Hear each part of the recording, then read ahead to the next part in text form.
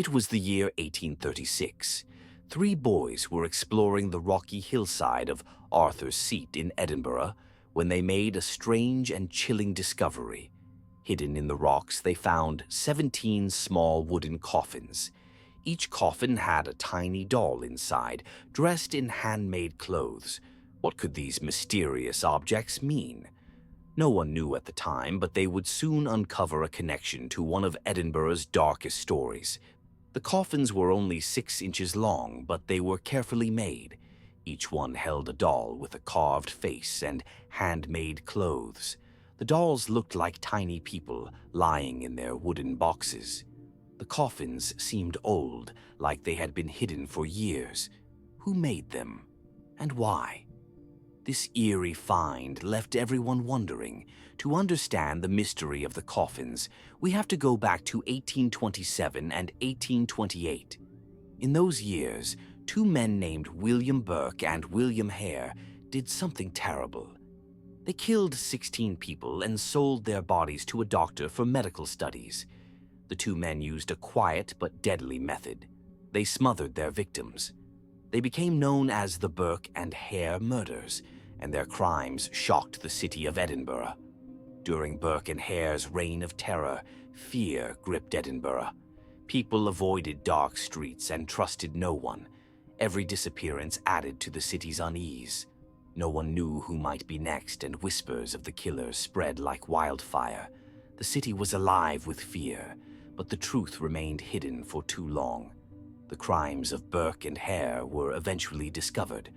Burke was caught, put on trial, and hanged in 1829.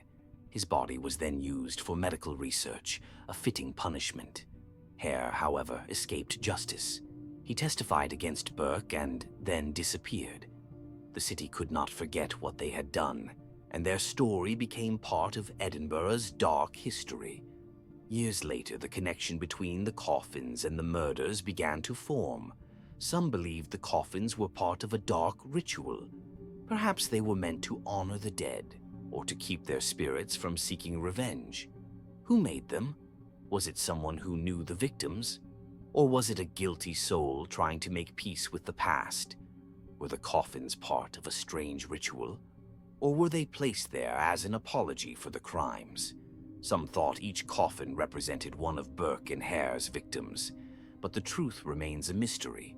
Whoever made them, their reasons are locked in the past. Even today, the story of the coffins leaves us with more questions than answers.